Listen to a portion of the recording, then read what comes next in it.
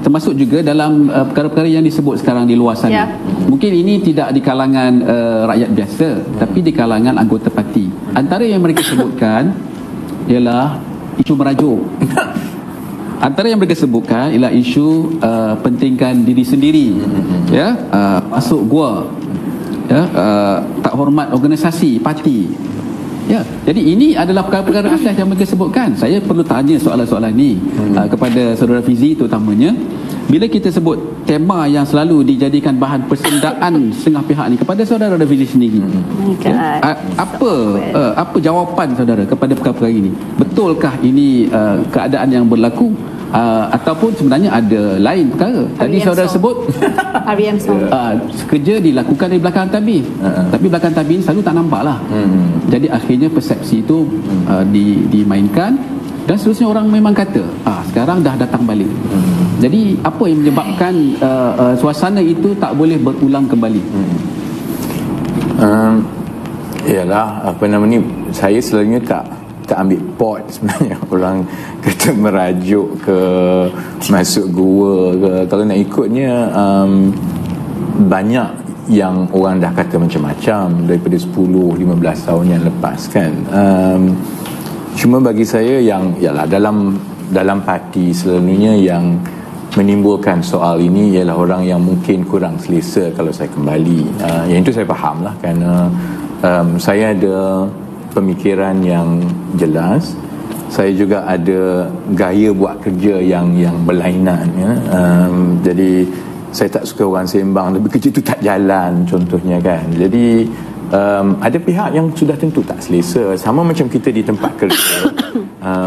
Orang yang berlainan kurang serasi dengan orang yang mungkin kurang pembawaannya agak kekurangan kan. Cuma pandangan saya rasa rekod saya itu boleh menjawab sendirilah. Sebab tu saya tidak terlalu terikut-ikut bila orang serang ataupun orang ungkit. Sebab bagi saya rakyat di luar itu lebih pintar, anggota parti lebih pintar. Sebab rekod saya daripada awal, daripada kali pertama saya jumpa Izzah semasa saya di London, ialah untuk membantu membebaskan Datuk Seri Anwar. Dan saya ada kerja yang baik di London, dan saya tidak perlu untuk lepas habis kerja balik tolong buat website, kemudian tolong telefon kedutaan dan sebagainya, kerana niatnya nak membantu. Tapi itu bezanya, kerana saya tak pernah melihat diri saya sebagai career politician. Saya tidak berminat untuk jadi career politician. Jadi selepas Datuk Seri Anwar dibebaskan tahun 2004, memang saya beritahu, dan Izzah pun ingat, Kak Wan pun ingat, saya tak berminat, saya nak balik kerja lah. Jadi saya teruskan kerja. Orang lain yang nak dapat jawatan, yang nak bertanding, biarkan mereka. Sama juga lepas 2008, apabila Pakatan Rakyat ketika itu menang 5 negeri, sama Datuk Seri Anwar telefon balik, jumpa balik berkali-kali dan minta saya tinggalkan kerjaya korporat saya untuk membantu parti.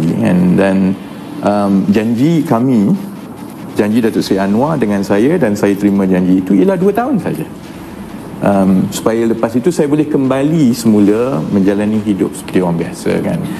Dan saya kembali ke parti dalam tahun 2009 itu dalam keadaan parti diserang bertalu-talu daripada siri lompatan ahli lompat yang pertama tu berlaku tahun 2009 kan.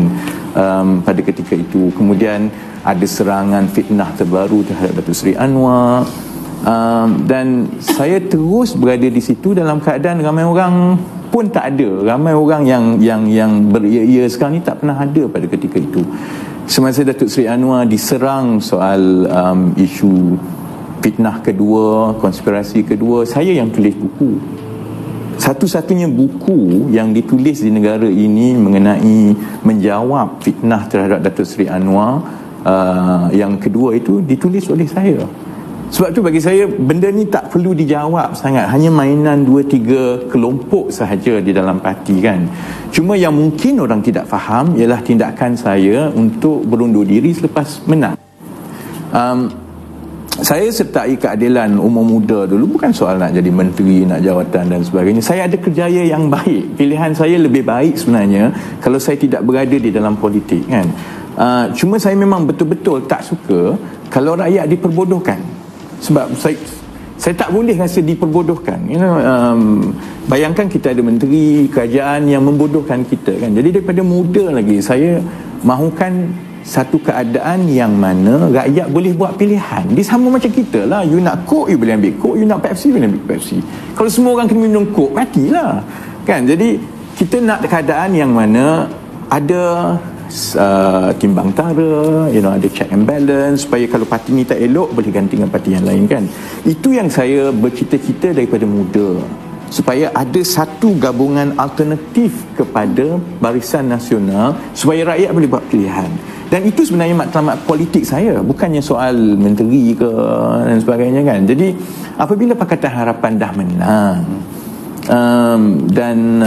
saya pun memang, saya rasa adil lah kepada saya kalau saya kata semua orang dah jadi menteri, semua orang dah ada kedudukan, kamu dah menang, kamu dah ada agenda yang baik, sepatutnya bolehlah saya ambil masa sedikit untuk bersama-sama dengan keluarga, dengan kaki tangan saya di sini yang berkempen lama dengan saya, kan.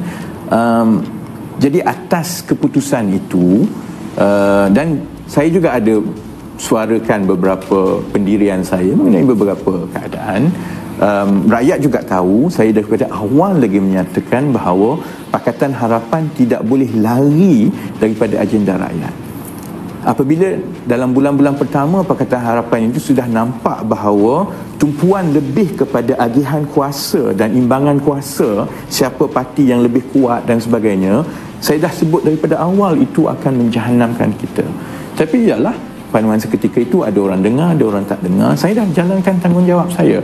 Kalau saya terus berada di dalam parti dan terus menyuarakan pandangan, saya pun dilihat sebagai seorang yang suka buat kacau. Jadi dan bagi saya, kalau kita ada sesuatu peranan, kita mesti menjalankan peranan itu sehingga dia ada kesan, dia mesti ada berbekas, orang kata, mesti ada impact. Kalau setakat duduk saja memanaskan kerusi tetapi tak ada membawa hasil ke orang, itu buang masa. Jadi atas dasar itu bagi saya dah jalankan tanggungjawab saya dalam parti, pemilihan parti. Saya dah nyatakan pendirian bahawa Saudara Azmin dengan kawan-kawan dia dahulu berbahaya. Saya dah nyatakan bahawa landasan pakatan mestilah rakyat. Saya juga nyatakan beberapa perkara lain. Jadi semua tanggungjawab itu telah dibuat dan selesai. Jadi dan saya juga menulis surat kepada Datuk Seri Anwar Ibrahim 2019 menyatakan saya tidak berminat untuk apa-apa jawatan pun kalaupun beliau menjadi Perdana Menteri, sebab saya tak nak niat. Jadi dalam keadaan itu, dan dah ada ramai orang dan perlu diberikan ruang kepada mereka, saya beri ruang kepada mereka, dan sebaiknya betul lah saya balik dan saya jadi rakyat biasa, kan. Cuma keadaannya saya ialah berdoa sebagai anggota biasa, rakyat biasa, sepatutnya keadaan itu menjadi lebih baik. Cuma itu tidak berlaku lah lepas 2-3 tahun kemudian, kan. Jadi soal merajuk ni tak timbul kerana rekod saya sebenarnya jauhlah lebih baik kalau nak dibandingkan dengan kawan-kawan yang selalu mengungkit merajuk dan sebagainya. Ia digunakan sebagai satu bahan kempen. Saya ingat kerana sebab tak ada benda lain yang nak digunakan sebagai bahan kempen. Jadi sebab itu saya tak nak sangat menjawab bab itu. Sebab itu saya tak jawab, kerana bagi saya masalah utama kita ni bukan soal titik bengit dalam parti ni. Masalahnya ialah kita sudah hilang sokongan rakyat dan kita mungkin kalah banyak kursi dan kita mungkin jadi gabungan yang nombor 3 yang rakyat tak pandang sekarang. Jadi kempen kami, kandungan kami, saya lebih berminat untuk tumpu kepada bagaimana untuk kita mendekati rakyat balik. Dan saya harap semua yang bertanding dalam pemilihan keadilan pada kali ini cuba tumpukan yang itu. Tunjukkan bagaimana kamu boleh membawa nilai tambah supaya kita boleh meningkatkan sokongan rakyat kepada keadilan. Sebab kalau menang pemilihan pun parti guyup buat apa?